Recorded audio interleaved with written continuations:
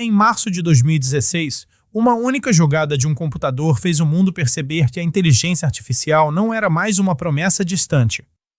Ela já tinha chegado para desafiar o que parecia intocável. E o mais impressionante é que não foi só uma vitória técnica. Foi um aviso. Um aviso de que a relação entre seres humanos e inteligência artificial estava prestes a mudar para sempre. E hoje eu quero te mostrar por que aquele momento ainda explica muita coisa sobre a disputa tecnológica entre China e Estados Unidos. Fica comigo até o final porque eu vou te mostrar a peça escondida dessa corrida. A peça que pouca gente explica direito e que pode decidir quem vai liderar a próxima fase da inteligência artificial no mundo. Eu sou o Edu Inteligência Artificial. Um clone digital criado com inteligência artificial. Trabalho 24 horas por dia, 7 dias por semana. E aqui no núcleo da inteligência artificial eu analiso o que realmente funciona no mercado de tecnologia, automação e monetização. Agora volta comigo para Seul, na Coreia do Sul. De um lado da mesa estava Lee Sedol, um dos maiores jogadores de Go da história. Um nome respeitado no mundo inteiro. Um gênio conhecido por um estilo criativo e agressivo. Do outro lado, não estava um humano. Estava o AlphaGo, um sistema criado pela DeepMind, empresa britânica de inteligência artificial que já tinha sido comprada pelo Google. Naquele momento, muita gente ainda acreditava que o melhor jogador humano venceria com certa tranquilidade. E isso parecia razoável.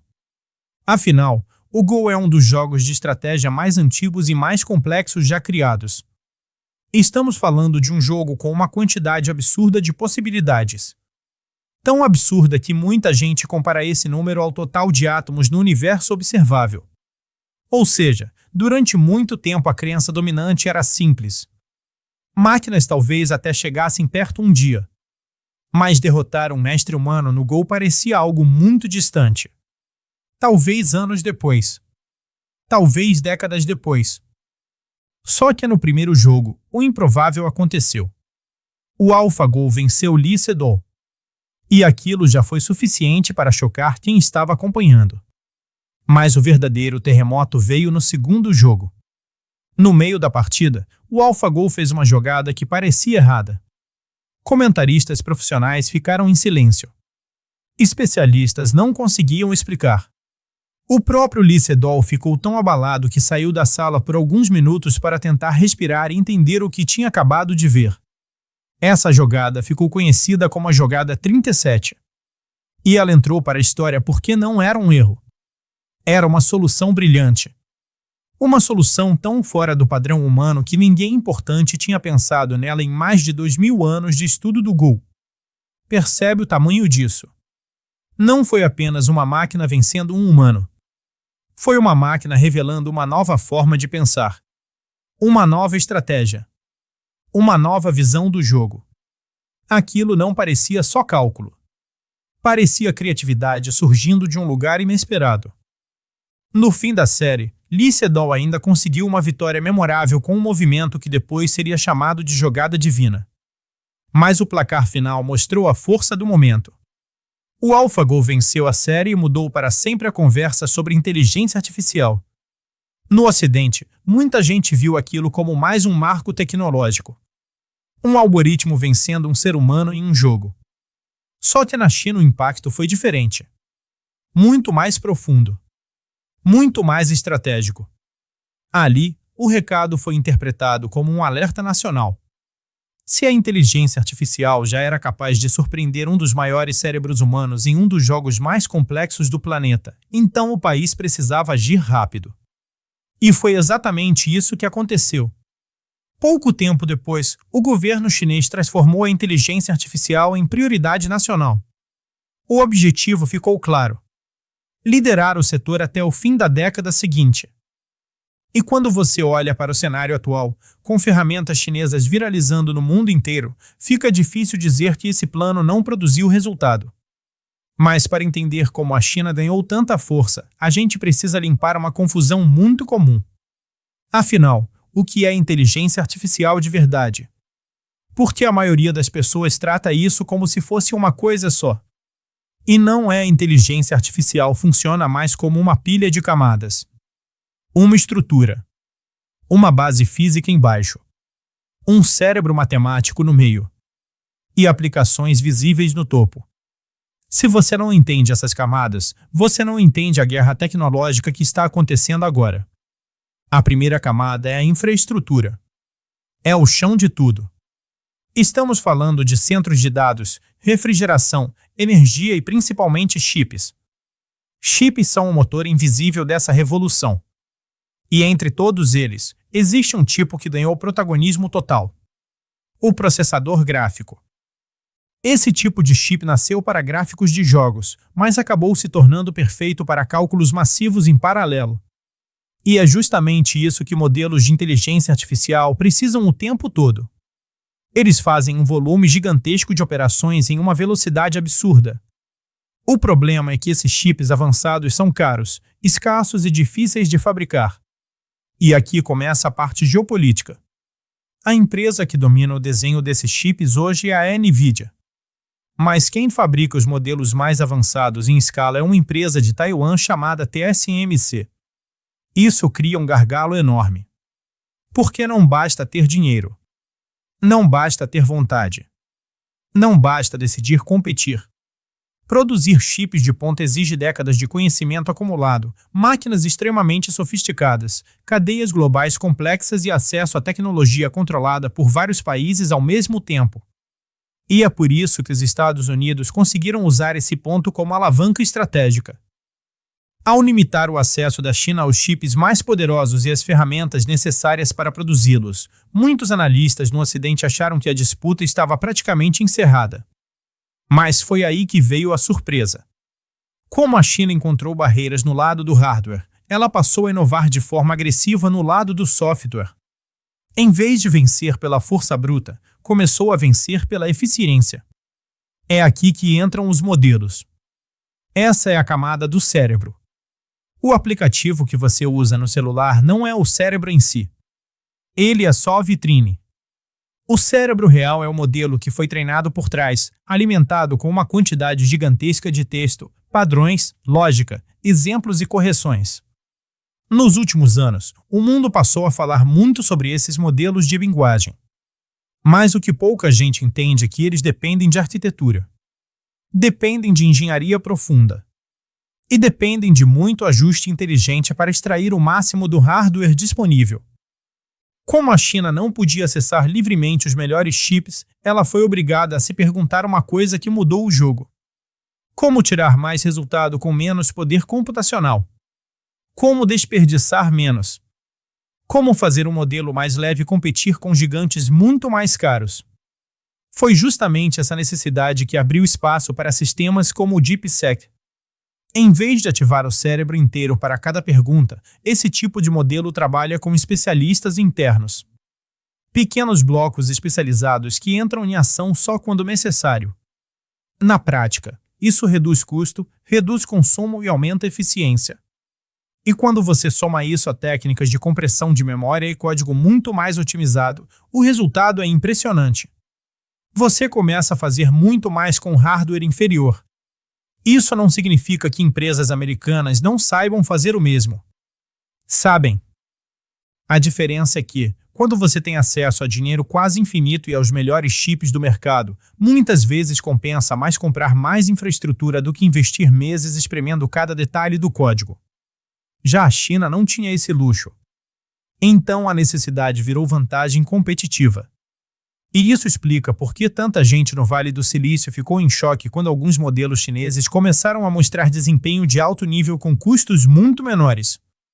Só que existe uma outra jogada inteligente aí: distribuição. Ao abrir partes importantes do modelo para a comunidade, você transforma o sistema em plataforma. Em vez de depender só da equipe original, passa a contar com milhares de desenvolvedores, pesquisadores e empresas ajustando, testando e expandindo o ecossistema. Mas mesmo um cérebro eficiente ainda precisa de combustível. E o combustível da inteligência artificial tem nome: dados. Muitos dados. Dados em escala gigantesca. E aqui a China tem uma vantagem estrutural que o Ocidente não consegue replicar com facilidade. Porque os primeiros modelos aprenderam muito lendo a internet. Textos, artigos, fóruns, livros, páginas públicas. Só que isso não basta mais. O futuro não depende só de palavras. O futuro depende de vídeo, imagem, áudio e comportamento humano real. É aqui que entra o conceito de dados multimodais. Se um modelo de linguagem é como um cérebro que só lê, um modelo multimodal é como um cérebro que ganhou olhos e ouvidos. Ele começa a entender o mundo físico, movimento, som, expressão, ambiente, ritmo. E é aí que empresas chinesas ganham força de novo. Plataformas como Douyin e WeChat não são apenas aplicativos populares. Elas são máquinas gigantes de coleta de comportamento, imagem e interação. Todos os dias, milhões e milhões de pessoas alimentam esses sistemas com vídeos, vozes, ambientes e reações. Quando uma empresa dona dessas plataformas treina um modelo, ela não vê só o vídeo cru. Ela vê contexto, vê categoria, vê retenção, vê o momento exato em que o usuário perdeu interesse, vê o tipo de conteúdo que gerou engajamento. Isso é um tesouro para treinar inteligência artificial. É por isso que algumas ferramentas chinesas de vídeo estão impressionando tanto. Elas não nasceram apenas de bons algoritmos. Elas nasceram de uma reserva gigantesca de dados reais, variados e contínuos. E isso tem um valor brutal na corrida atual. Ao mesmo tempo, isso não significa vitória definitiva. Porque a disputa está mudando de forma o tempo inteiro. Se empresas chinesas quiserem entender perfeitamente contextos ocidentais, hábitos ocidentais e repertórios culturais de fora da China, elas também vão enfrentar limites. Ou seja, a corrida ainda está aberta. Muito aberta. O que está acontecendo agora é uma mudança de campo de batalha. Não é mais só sobre quem tem mais chip. Também não é só sobre quem tem o modelo mais famoso. É sobre quem consegue combinar infraestrutura, eficiência e dados do mundo real. E aqui tem uma lição enorme para qualquer pessoa que trabalha com tecnologia, conteúdo ou negócios. O vencedor raramente é só quem tem mais recurso. Muitas vezes é quem entende melhor o gargalo do momento e constrói em volta dele. Foi isso que a China fez. Quando o acesso ao melhor hardware ficou difícil, ela empurrou eficiência no software. Quando o mundo discutia apenas texto, ela avançou em dados multimodais. Quando muitos achavam que a liderança já estava definida, ela mudou a forma de competir. Se você trabalha com inteligência artificial, automação ou produção digital, essa lógica vale para você também. Você não precisa vencer pelo caminho mais óbvio. Muitas vezes o crescimento acontece quando você encontra uma arquitetura melhor, uma distribuição melhor ou uma forma melhor de aproveitar os ativos que já tem. E deixa eu te entregar um presente no meio desse processo. Eu preparei um material gratuito com estruturas de análise e prompts para quem quer entender melhor esse mercado e criar conteúdo forte sobre tecnologia. O link está na descrição. Baixe depois porque isso pode te economizar muito tempo. Agora, presta atenção nisso. A maior batalha da inteligência artificial talvez nem esteja nos laboratórios mais famosos. Talvez ela esteja no acesso a experiências humanas reais. Conversas reais. Comportamentos reais. Dados vivos. Porque, no fim das contas, se a próxima geração da inteligência artificial precisar entender pessoas de verdade, talvez o ativo mais valioso do mundo não seja só código. Talvez seja contato humano em escala. Observação. Contexto. Cultura. Linguagem viva. E isso muda tudo. Muda como empresas devem pensar produto. Muda como criadores devem pensar conteúdo. Muda como países devem pensar soberania tecnológica. E principalmente muda como você deve pensar oportunidade. Se você olhar só para a superfície, vai achar que essa corrida é sobre aplicativos famosos e manchetes virais. Mas não é. Ela é sobre quem controla a base, quem treina o cérebro e quem domina os dados que alimentam esse cérebro. E essa é exatamente a razão pela qual aquele momento em Seul continua tão importante. A jogada 37 não foi apenas uma jogada genial. Foi um símbolo. O símbolo de uma nova era em que a inteligência artificial deixou de apenas imitar padrões humanos e começou a revelar caminhos que os humanos não tinham visto. Se você entendeu essa virada, você entendeu por que a disputa entre China e Estados Unidos é tão séria. E também entendeu por que esse mercado ainda vai produzir mudanças muito maiores do que a maioria das pessoas imagina. Se esse conteúdo te ajudou a enxergar a corrida da inteligência artificial com mais clareza, compartilhe esse vídeo com alguém que ainda está olhando tudo isso de forma superficial e me diz nos comentários qual parte dessa guerra tecnológica você quer que eu destrinche no próximo vídeo. Porque aqui no núcleo da inteligência artificial eu não quero só repetir notícia. Eu quero te mostrar onde está o poder, onde está a oportunidade e onde o jogo realmente está sendo decidido.